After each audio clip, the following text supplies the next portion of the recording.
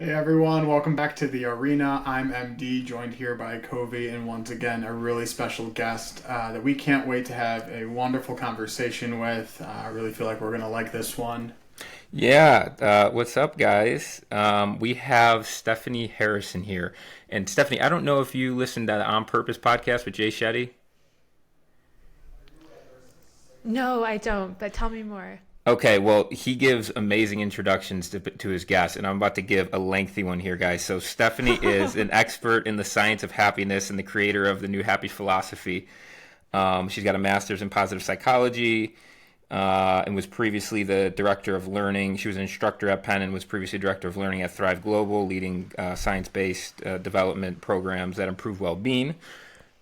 Wait for it, guys. There's more. Her company, The New Happy, has revolutionized the way people understand and pursue happiness through artwork, newsletters, videos, podcasts, resources, reaching millions of people around the world on a monthly basis. She's been featured on Harvard Business Review, CNBC contributor, and a regular speaker at Fortune 500 companies, advises on employees' well-being and company culture. So, guys, if you haven't figured out yet, if you want to learn how to be happy, pay attention to this conversation. And most importantly, and most recently, her first book, New Happy, will be released on May 14th, which is about when this will be coming out. So, how cool is that? So, That's without so further cool. ado, Stephanie, why don't you provide an overview of who is Stephanie Harrison and how you got to where you are today?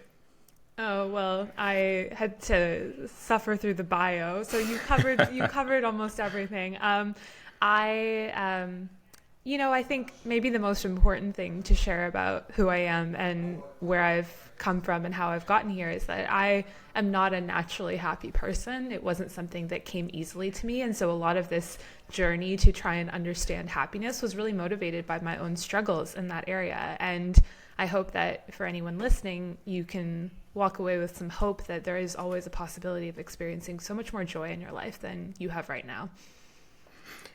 And so, in talking about your book a little bit, can you just share a little bit more of like your journey as it relates to why don't you your just own experience with happiness and like how taking care of your partner, your sick partner, and like what perspective that provided you, like where does the inspiration to just dive into all things happiness and well-being like come from? Because it normally, I think we all want to be happy, but a lot of us don't know even know where to start. Yeah, for me, it really started when I was in my early 20s, and I had sort of been living my life in a way where I was trying to check off all of the things that I thought would make me happy. So, getting this job that I thought would make me happy, living in this apartment that I thought would make me happy, and so on and so forth. And to my great disconcertment, I was very unhappy. I was growing increasingly lonelier. I started struggling with my mental health and my physical health. I was having these panic attacks every day that came out of nowhere. It was just all sort of piling up on top of me. And eventually I just had this moment where I thought, there has to be a better way. There has to be a real path to happiness. Otherwise, maybe it's not even attainable at all. And it was that moment of ultimately of pain and suffering that led me to want to go and figure out how to study well-being. And at the time, positive psychology was really starting to hit the mainstream. There had been about, I think at the time, maybe like 10 years of research that had been going on. And so there was enough data starting to accumulate about here's our findings about what it means to be happy. And I had always been really curious about the philosophy and the spirituality of well-being, but never about the science. And so that's what motivated me to go get my graduate degree, which is where I ended up writing the beginning of the philosophy that's in this book, arguing that we as a society have gotten happiness all wrong and that there is a better way. As it turns out, there is another way to be actually really happy. And then, as life happens for so many of us, my own life ended up taking a turn that I didn't expect. My plan was to go and get a PhD and to conduct research in this area, but then my partner ended up falling really sick and I ended up having to become his full-time caregiver. And it was like life gave me this opportunity to put a lot of these learnings that I had from the science into practice in my own life. And, what was really amazing for me was getting to see that even amidst the difficult times that we were going through, there was still a lot of joy and a lot of purpose to be found in those times, far more than in the times in my life when everything seemed to be going right or going well. And that's what gave me the courage to start to want to share this more and to put it out into the world. Yeah, no, I love that, and I think there will be a lot that we probably want to talk about in terms of how you view that as an opportunity to fulfill a purpose and find joy in that. Just going a few steps back, you had mentioned, at being at a point in your life where you were like, I think that when I get this apartment, I'll be happy, and I think that when I get this raise or this career opportunity, I'll be happy. I think this, I think that. Like, where do these thoughts come from or originate for you in your experience? Just like where those thoughts originated from for you. Yeah, I didn't know where they came from. That was part of the problem. I think I thought they were my own thoughts. I think that I believed that they were the truth, to be honest, that was the objective truth about well-being and happiness. And it wasn't until I started to interrogate those thoughts a little bit more and try and trace where they came from that I realized that, in fact, many of them came from very deep conditioning from our society about the things that a person needs to do or become in order to show that they are good enough and worthy of experiencing happiness. But that took me several years to unwind, and then several more years of research to be able to figure out and pinpoint those causes and back it up with empirical studies. I love that, this idea of like interrogating your own thoughts. I think you've talked about like auditing certain things, right? Interrogating is a good word, I think. Therapy really opened my eyes to that. Just the idea of how much we take for granted, because all we know, especially when we're growing up, is like our experience, and we take it for reality. Well, that must be how everybody else lives, and that must be the belief that everybody else has. And what I realized was just, holy Moses, is there a lot for me to unlearn here? And like, and in such a beautiful way. And I welcome that. And I think it's allowed me to have such a more just open mind and perspective. And I think it's exciting to like learn where we maybe are not as knowledgeable as we thought, and it served me very well. But like you had mentioned, what did the process for you look like in terms of doing that? Was it just, were you, sitting at a dark room meditating for hours on end? Were you going to therapy? Were you journaling? Like, what types of modalities were you using to like understand these different things? Yeah, at the time I didn't really have the level of awareness that you had. So I was directing it all myself at that point in time. So really what it looked like was I got into meditation, which was really helpful because it helped me to separate, myself from my thoughts. I think that was the first step in building that meta awareness of you are not your thoughts. And once I had that level of clarity, I could start to identify, okay, where did this belief come from? How is it manifesting in my life in different ways in terms of affecting the choices that I make or the way that I treat myself, the way I treat others, and starting to write those down and then pay attention to not only my inner experience as I was living my life, but also the choices that I was making. And it was almost like, I'm not sure if this will resonate with you too, but like becoming a student of your own experience in a way of really paying attention to, how does this feel to me? Because up until that point, I never would have asked myself that question. It would have always been, how does this look? Or what will I get from this, right? Like these external oriented questions. And instead learning to sort of tune in and think, okay, well, is this aligning with me in an authentic way or is it not? And then what's the right choice for me? It was almost like these very small steps that started to help to excavate those beliefs and build better ones in their place. And then on top of that, this was around the time when I was also starting to dig into the science of it all. And I would find, a study that identified something like, for example, learning about how perfectionists are driven by low self-esteem. Like, wow, that's really interesting and really helpful because I have a perfectionism problem and here's what I can learn from that. It was almost like, using the primary research as a way to like get to know myself and unlearn, as you're describing. Yeah, and I think we can all three relate to this process of gaining awareness and then unlearning, and then there's this period of like rewiring of, you mentioned, how do I live or do things more authentically aligned to who I am and what I care about. I actually had a moment there where I didn't really know who that person was and what that person cared about, because I was chasing so many other things that didn't really interrogate my thoughts of, right? And so, like, what was that experience like for you? Was it really clear right off the bat of like, this is what I am and who I am? Or did you have to really figure that out? And what is that process like for you? Yeah, I was the same as you. I didn't have any idea who I was. I didn't know what I liked or what I really wanted, and it took it took a lot of just really small actions. Like, I remember having this moment of, I think I was at the grocery store, and it was this beautiful day. I moved out to San Francisco, and I had started kind of pulling together this life that felt nice and authentic and meaningful for me. And I was at the grocery store, and usually I would go on autopilot and just, go around the store and get the same things to eat, like the same healthy, boring meals all the time, basically, because I was always worried that I was, eating the wrong things or whatever. And I remember that day I just walked around and I thought, like, what do I want?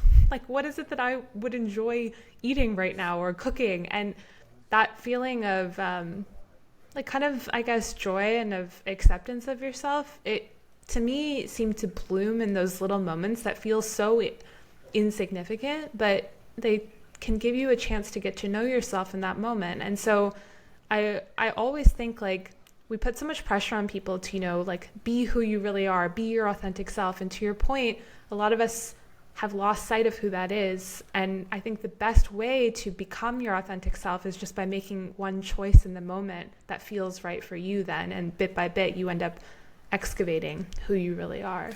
And the answer's always there. The more like, if you just listen, it's there. It's actually really simple. Like, the idea is simple, but the concept of like having to be so painfully honest with yourself can be difficult. But like, the more that I've stepped into, for me, and I still have layers as it relates to like stepping into new layers of authenticity, but I've realized it's there. Like, the answers are right in front of me. I just got to go take that jump into the unknown. And like, it's so easy for my ego personally to bring me back, especially the closer I get. It's like, oh wait, Matt, like, no. Like, I think about my, leaving my corporate job, and it was like, everything seems so right. And then, the closer I get, all the fear and the doubt creeps in. You sure, Matt? You sure you want to do that? You can wait another quarter, get another, that all that comes. And so just observing those things, not necessarily acting, but just acting as an observer to a lot of those thoughts, was super helpful for me. And there's something really important, like, I loved what you said earlier, which was like, how do I feel? Because whenever I ask people, what do you want? Like, where do you see your future? It's like, well, I want this, and this. But how do you want to feel? Because ultimately, I think that everything that they just listed off, I want a nice car, I want a wife and kids, whatever it might be, is because you perceive it's going to make you feel a certain way. And so I think that is such a great question of like, how do I feel, and like, how do I want to feel? But how do we, I guess the question is, how do we understand our emotions better? How do we understand what it is we're actually feeling, and like being able to label like appropriately? Yeah, I think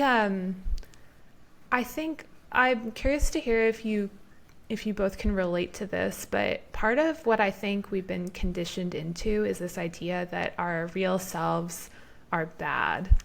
Like, inside, deep down, there's something wrong with you and you have to change, and there's all sorts of ways that you need to change. The list is endless, it feels like, and it's always about this sort of self-improvement process of refining who you really are to become acceptable. And I certainly believed that. And part of learning how to hear your own thoughts and notice those feelings in the way that you're talking about, I think stems from recognizing that your real self isn't bad at all. Your real self is good, and your real self wants you to be happy and to be connected to others and to express itself. And when you start to have that belief, it becomes a lot easier to recognize that, hey, maybe these feelings I'm having are actually messages from my real self. And thinking about it in that way fundamentally changed my life, because before my feelings were a problem because they stemmed from that bad self that I had. You know, if I was angry, for example, or sad, like, oh, you got to push that down. There's something wrong with you. You should ignore that, or you should paper over it and suppress it in some way. But then if I started to accept, hey, what if my real self is good? Then I could say, wow, my real self is saying that it's sad right now. Like, what does that mean about what I need and what I want? And it became more of a friendship instead of what it had been before, which was an antagonistic battle between me and it. Yeah, I mean, I would say in terms of how I can relate is kind of that key component of acceptance. I think my guideposts or what I was pursuing was less like introspective, what do I want to feel? It was more outwardly like how can I be as accepted as possible? And I made so many decisions just based on like, how is this going to be perceived, and will I, have an abundance of acceptance and social connection from these decisions, like, drinking and socializing that way, or going and pursuing a career that is, particularly lucrative versus like even giving a care of how I'm going to feel in this job.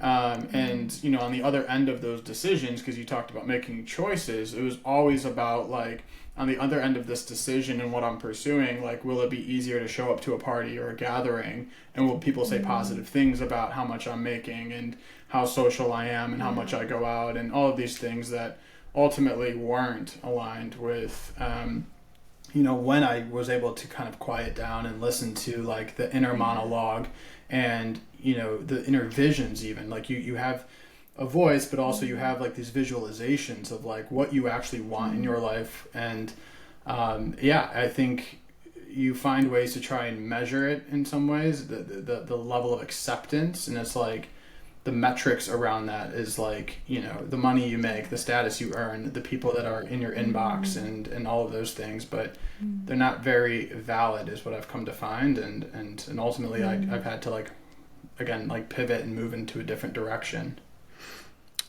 I would just echo all that. I think, for me, it was like, well, I have this perceived life of what's going to make me or what is a successful life based on what society said, based on what my family, friends, and just what I had, grown up to believe in. So anything that didn't align with it, or anything that I would try to do and then wouldn't feel the way I wanted to feel, it was like, oh, well, something's wrong here. Instead of actually listening and throwing, like exactly like you said, like pushing it away. Instead of now listening. And that's how my North Star is just like, how do I want to feel? Well, if I want to feel love, well, then I got to live authentically. It will guide me. The universe will guide me there, but I have to live so true to myself that I give myself the permission to feel love, because it's going to come, for what brings me love or a sense of energy or aliveness is not the same as Stephanie, is not the same as MD. It's going to look different. So like that's the way why I love like reverse engineering in terms of like how do I want to feel, and then doing the really, really difficult part of letting go of what we perceive or we thought was going to bring us all the happiness and joy and peace, and just let ourselves do it. Does that make sense? You kind of follow what I'm saying? Yeah, totally. So insightful. Well, is part of it like you have to also trust that like just totally being yourself is still going to be accepted and loved from the external, because we still want a sense of belonging and like acceptance. Yeah, by the right people. I think the right people will accept and love me. Maybe not the people I once thought, or maybe it doesn't look how I initially perceived it, but I think the right people will stay in my life. The ones that won't will drift away, and that's okay. And then more people, fun people will come. But there's a huge level for me of like faith and trust that everything will work out. Stephanie, so I know like the $1 million question our audience wants to know. You're the expert in happiness. Like, how do we become happy? You have someone that feels stuck or doesn't really know where to go next, and they're tired of doing whatever it is, and they don't feel a sense of fulfillment or joy or the things they want to feel. Like, how do we become happy? Where do we start? So I think there's sort of two answers to that question. The first is what we've been talking about, which is unwinding these old beliefs that we have, and that can be done in parallel with the second, which is I have come to believe that the secret to happiness is being who you really are. So to what you're just discussing, and using who you are to help other people. So it's that combination of the two, that authenticity in service of something greater than you, which not only brings you personal growth and joy and fulfillment and satisfaction and contentment and all of those wonderful things that we want, but also ends up creating happiness for other people and thus making the world a better place at the same time. And so in terms of like figuring out who we are, you had mentioned unlearning a lot of things. On the flip side is like, okay, so I've unlearned a lot, but like, who am I? Where the heck do we start? Yeah. It's such a great question. I think that there's a framework that I offer, which is the idea that every person has 3 different types of gifts, and those gifts are your authentic self, and when you share them with others, it leads to your happiness. And the 3 gifts are your humanity, so that's who you are as a person. There's your wisdom, which is what you have learned from your unique life experiences, and your talent, which is what you can do and the skills that you have. And the more that you can offer those up to others, the more that you develop and cultivate them as well, so that the stronger they become within you. And then at the same time, of course, you're giving them away, so you're also helping other people in some way through any use of those gifts. Let's hear your 3. Oof, I was just about to say that. What are your 3? Just so we have an example.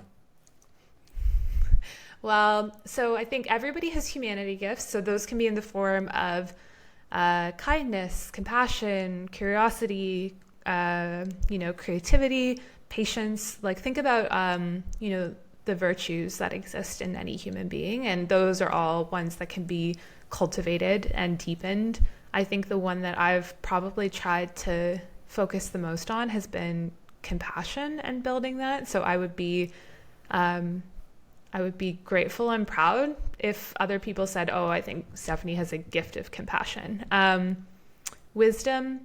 So in my case, I'm in a job where I would say it's probably very wisdom oriented in terms of the work that I do, because I take the research that I've done and then I try and share it with people to help them. And then I also build on that with the life experiences I've had of, being a caregiver and the challenges that ensued from that, and trying to help other people through that as well. So part of, like, for example, I do volunteer work for other caregivers, providing like education and resources for people who are in similar positions as a way of helping them.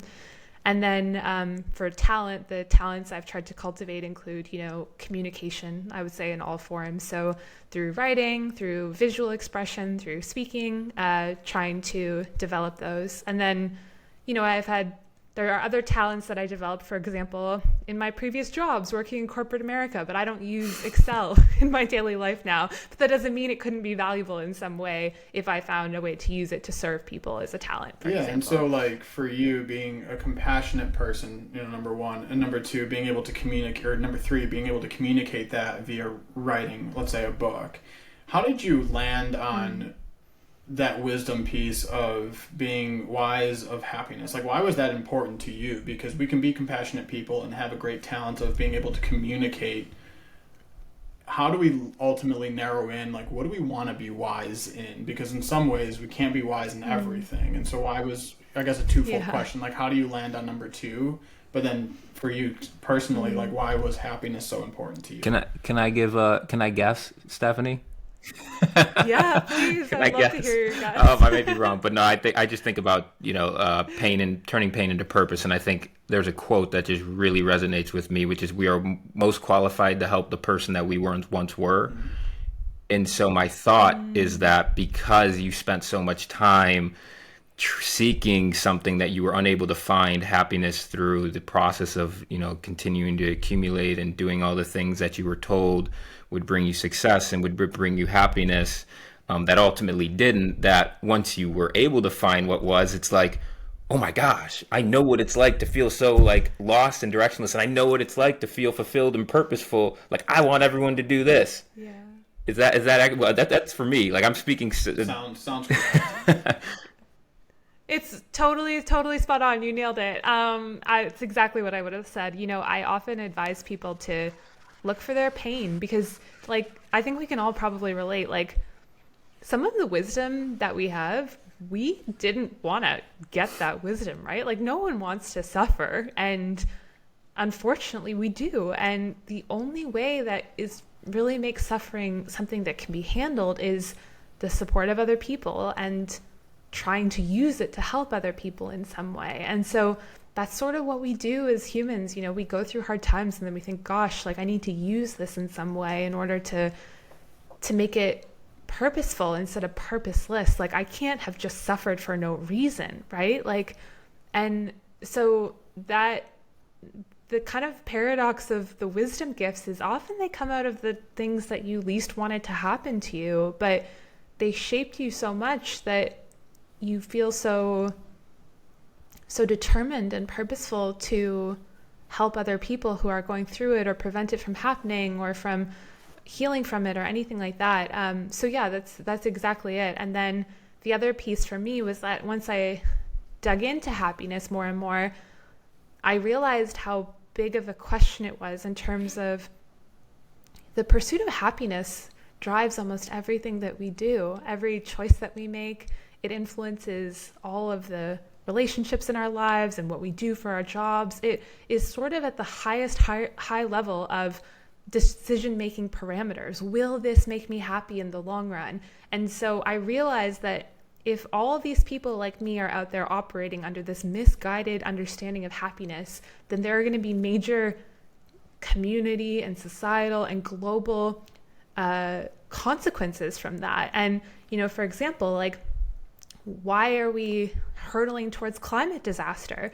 Because in many ways, we have a society that is built around the idea that consumption is the most important priority and that consumption is worth anything, even the planet that we live on. And the more that we challenge these ideas about happiness, the more that there can be these far-reaching impacts on the problems in our society. But I didn't know that going in. I was just motivated by my pain and protecting others. And so was there anything, like, as you've done research that stood out to you or was like, whoa, I wasn't expecting to, like, gather that?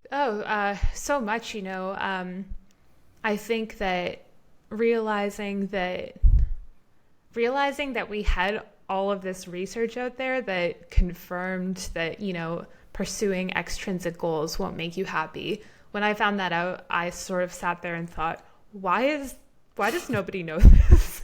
Like, why is this not taught to kids? Why is this not something that you learn when you're a kid, that you shouldn't be chasing these things? And we have all of this research proving that it doesn't actually support your well-being. And in part, that's because scientists they're seeking to be objective, right? Like they're focused on gaining answers and they try not to be prescriptive with what they do. Whereas with me, because I'm making an argument for a philosophy, I'm trying to tease out like, hey, if you're trying to guide your life, here's what we know from the science about how to do that in a way that's going to best serve you, and making real recommendations, which is something that a lot of scientists and researchers would steer away from. And then in terms of like the fear of failure, how the heck do we overcome it? And why is it important that we even overcome it? Like, why not just sit and live a comfortable life and do the thing that's easier? Oh, yeah, I mean, I spent so much of my own life being afraid of failure, and I still am. And I think that so often it comes back to what you were saying, MD, about, the issues with your connections and how if you're authentic, then, maybe people won't love you anymore. And a lot of the time, because achievement is the currency of self-esteem in our society, if you fail at something, then you think, God, people aren't going to like me anymore, or people aren't going to want to hang out with me, or I'm no longer going to be like safe at a very kind of base biological level. That's sort of what's happening inside of us. And really this fear of failure is just trying to protect us. It's just trying to help us to survive in a circumstance that feels scary for our bodies. And we have to learn how to tame that. And some of the best ways include, breaking your goals into small steps so they don't feel as intimidating, purposely failing so you know that you're resilient enough that you can get through it, and sort of confronting it head on. That one is probably a little too scary for most people, but if you're feeling really brave, you can try it.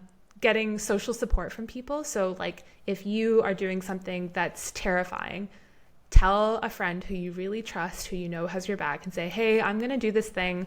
I might fail. And if I do, can I trust that you will still be there and that you'll love and support me? And of course, they'll say yes. And then you can lean on them in the event that that happens, and that can provide you with the safety that you're looking for. So those strategies can help us to overcome it, but I don't think the fear of failure ever goes away. It's just a part of who we are. I did that, I said those exact words when I was leaving my job. Right before I left my full-time job, I shared with my family. I said, this was leading up maybe the weekend before I left my job. I texted my family. I said, if I fail at this thing and I go on my own and I don't succeed, will you guys still be there for me? Will you not hold it against me and say I told you so? And they say, of course, Matt, like, we got you. And that was that was some of what I needed. It was just like, there's so much power in realizing the support around you and feeling that support. It just can get you over the hump. And so I love that you said that, because that's exactly what I did. Oh, what an amazing thing that you did that. That was Thank you really very much, Joe Yurnason. Well, yeah, I mean, I think there's so much to be said about failure. I coach sales performance for a living, and I don't encourage failure by any means, but when somebody is failing or like feeling a fear of failure, like I always will kind of equate that almost like its own pain into a purpose. And so, I had an example of somebody who was maybe slower to produce in their position relative to the people that started alongside with them. And I said, wow, like, down the line when you're ultimately managing your own team and being a coach and leading a sales team, like, and you have somebody who is slow out the gate, like, what better person to learn from, and it's like you take your pain into purpose, but you take your failure into lessons, and you use that. And I almost trust those people more in the long run because I've seen how they've responded. And, that's always been, not always, excuse me,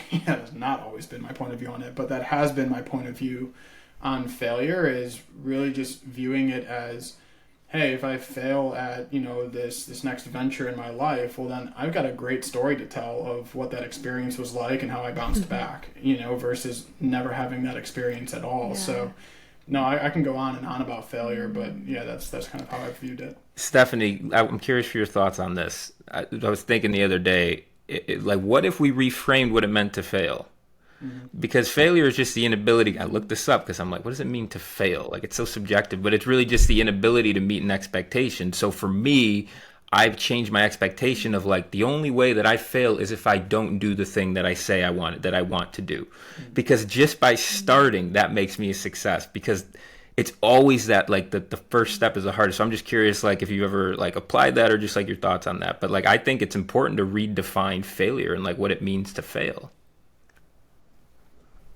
I love that. That's so insightful, and what a beautiful way to reclaim that word. Absolutely amazing. And so if you could, so someone's going to read your book, a lot of people are going to read your book.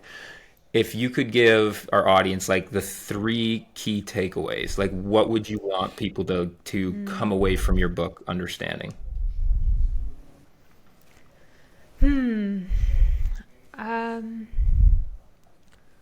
I think that I would want them to first walk away with the knowledge that they are enough as they are. And more than that, they have incredible gifts and capabilities and strengths that make them uniquely them. And those should not be hidden away, but should be celebrated. And the more time that you can spend with nurturing and honoring those unique gifts within you, the better for your well-being. The second thing I would want them to know is that they're not alone, that as much as it seems like we are separate from one another and that everything is on our own individual shoulders, we have deep dependence on each other, and that is not a weakness, but it's a profound strength. And the more that we can nurture those connections, the better. And the third would be that the very best way to do that, to bring these first two truths together, is to try and devote yourself to helping people in the ways that you can, wherever you can. And to do that will bring you the lasting joy that you just got to go. Anyone listening, just go like replay that, because that was so beautifully said. And I think like kind of a key theme that I heard was like self-compassion and giving ourselves some grace throughout this whole thing, this crazy thing called life. So how can we become more compassionate with ourselves and more like graceful with ourselves? And why is it important? Why does it matter? Yeah, it matters because the more compassionate you are to yourself, one, the happier you'll become, but two, the easier it will be for you to make other people happy, and the more kind of lightness you'll have in your life, in the form of, joy and positivity and love and all of the things that we want.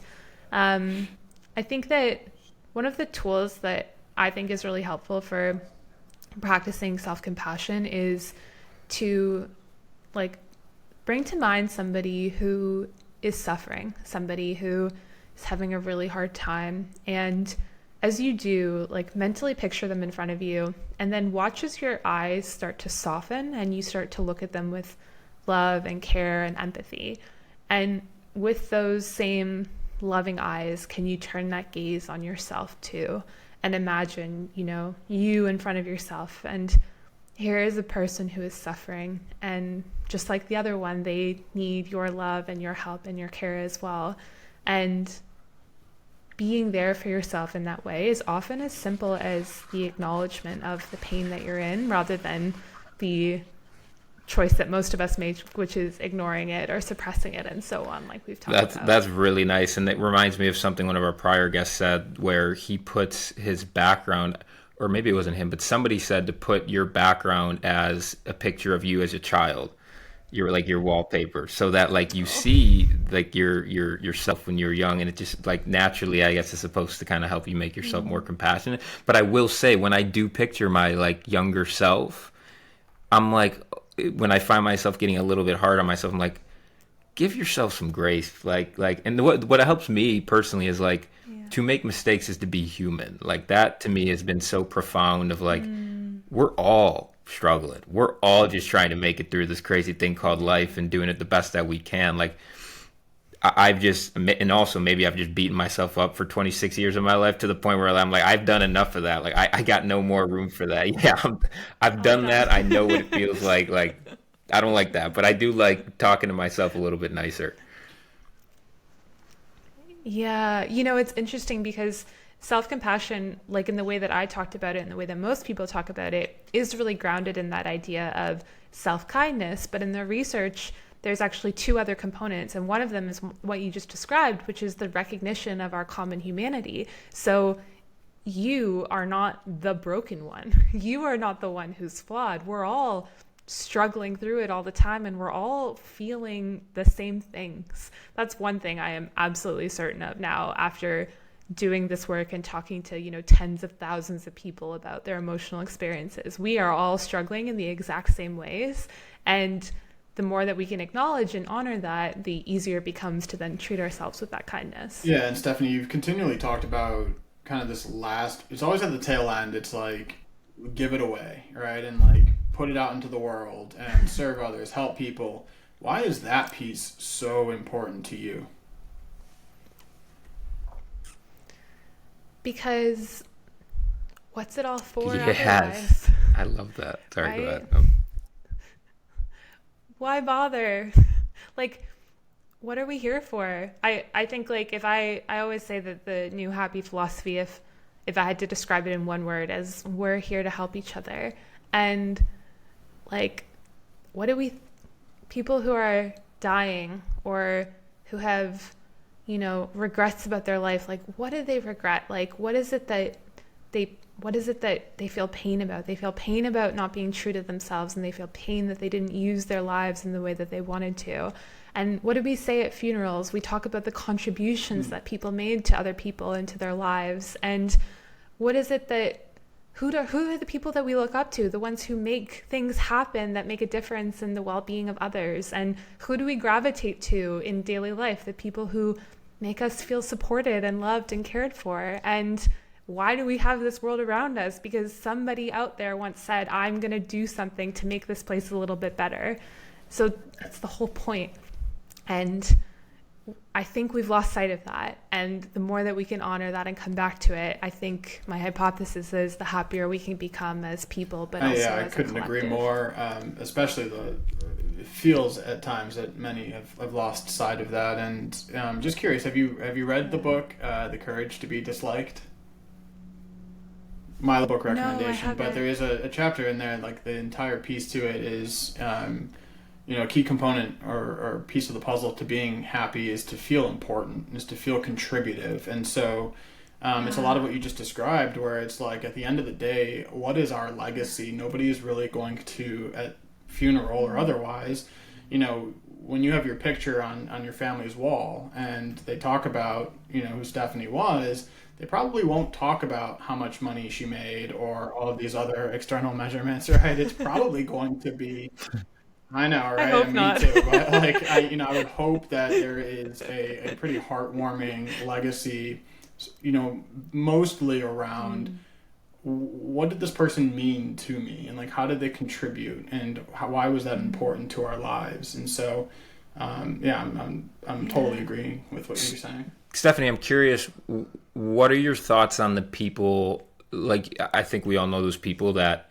maybe go help others as a way of avoiding maybe themselves, or really embracing like that person that's like, the coach that actually needs the coaching, if you will, and needs the one to like, so like, where is the fine line between helping to be truly in service, but also helping as a place of like avoiding or doing the thing that we know we should be doing, Yeah.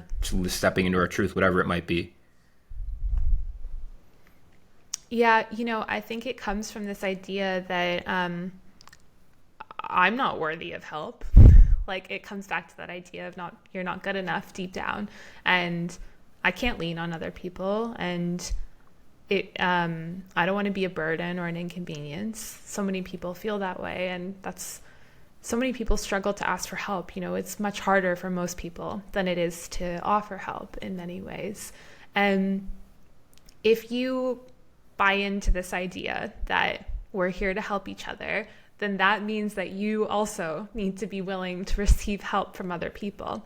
So someone martyring themselves to help without ever receiving anything from others and pushing them away or avoiding their own pain and suffering, they're not participating in the flow of interconnectedness, right? They're cutting themselves off, and you can't cut yourself off. You have to be a part of it. And so as much as I, strive to live my life around giving, I also strive to be better at asking for what I need and asking for help and naming when I'm in pain and when I need support or want something.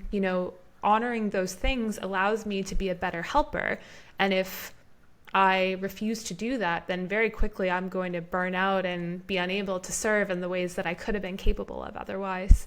So you have to attend to yourself, of course, and you have to make sure that you're not helping from a place of trying to coerce or control what people think about you. It needs to be authentically driven. And, one of the reasons why I called gifts is because like a gift is something you give away just for the joy of giving it. You're not expecting something back in return in that moment. You just want to give it to somebody, and it's not really a gift if there are strings attached, right? So if you're helping with the expectation of helping this person is going to make them like me or going to give me that self-esteem boost that I need, then often that ends up turning into a sort of toxic situation. So there's a lot of things we have to be mindful of. But I think it really begins with honoring the fact that if you're participating in giving, you also have to participate. And if you have the means, that I'm very lucky. I have 2 coaches and a therapist. Like, I want all the help I can get, like, but it started like I was so ashamed to ask for help. So I guess for the people that are struggling to ask for help, like, to even vocalize, like, what does that look like? Like, how can people start? Like, how do I ask for help if I've never done it before? Yeah. Who do I go to?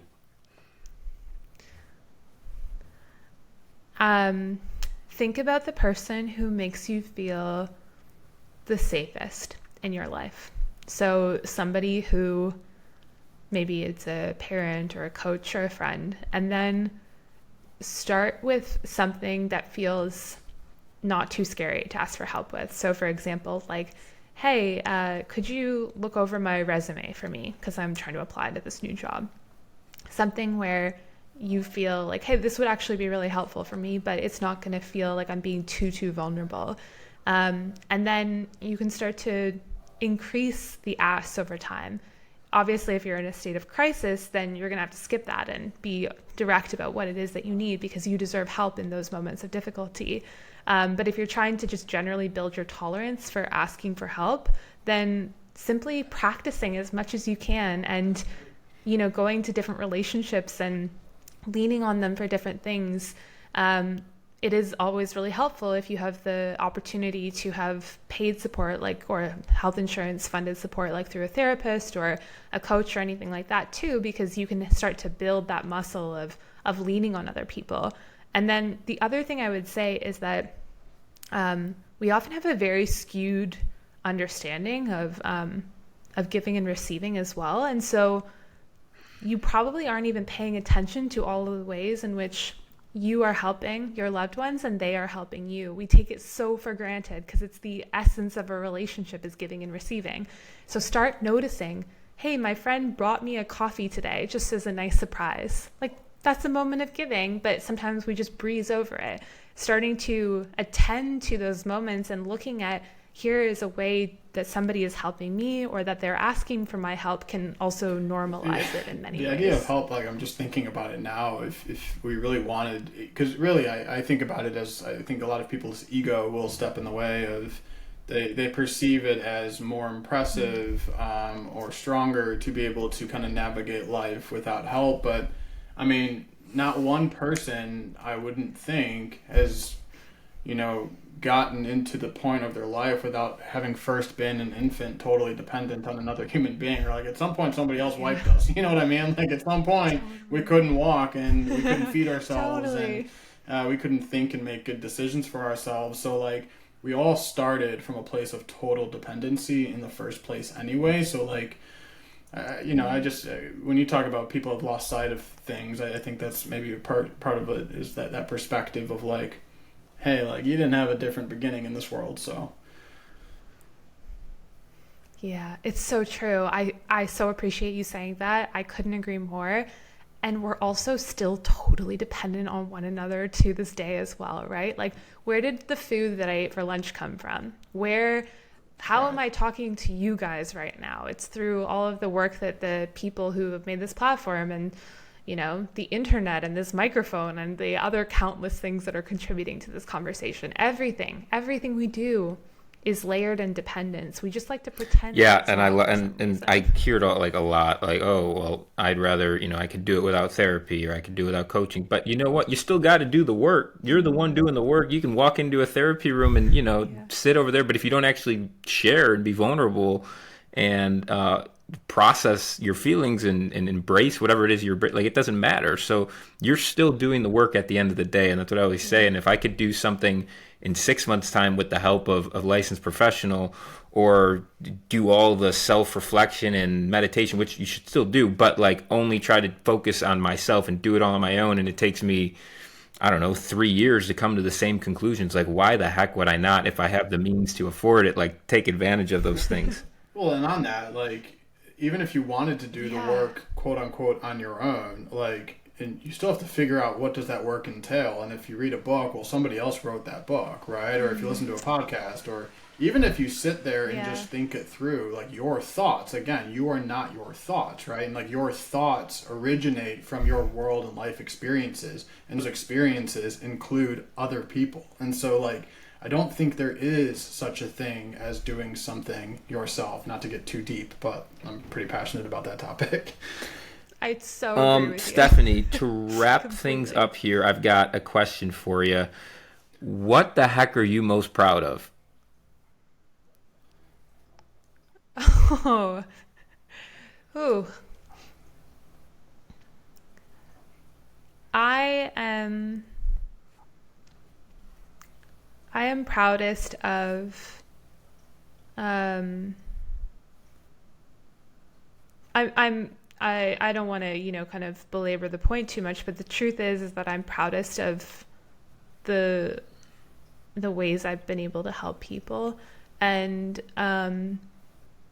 give people something that hopefully helps them a little bit, no matter how small it is. And when I think about what gives my life meaning, it's always about showing up for other people and the fulfillment that that has given me. So nothing else, everything else really fades Yeah, in I love that. comparison to that. I'd have a similar answer. All right, guys. Stephanie, thank you so much, guys. Her book, New Happy, May Thank 14th. you. I think that I got to look at the dates, but we might be, this is going to come out like on the day of, or like, is it, what's May 14th? What day of the week is it? Amazing. It's a Tuesday, so it will It's a come out. Tuesday. We'll have it come out. It'll come out sometime along it. It'll be right along it. The point is, go buy the book, go pre-order it if it's not out yet. You get what I'm saying. You get what we're putting down. Stephanie, thank you so much. Thank you both. It was such a joy to talk to you. I'm so grateful that you've created this wonderful platform that's helping so many people. I hope that you're both really proud of yourselves too.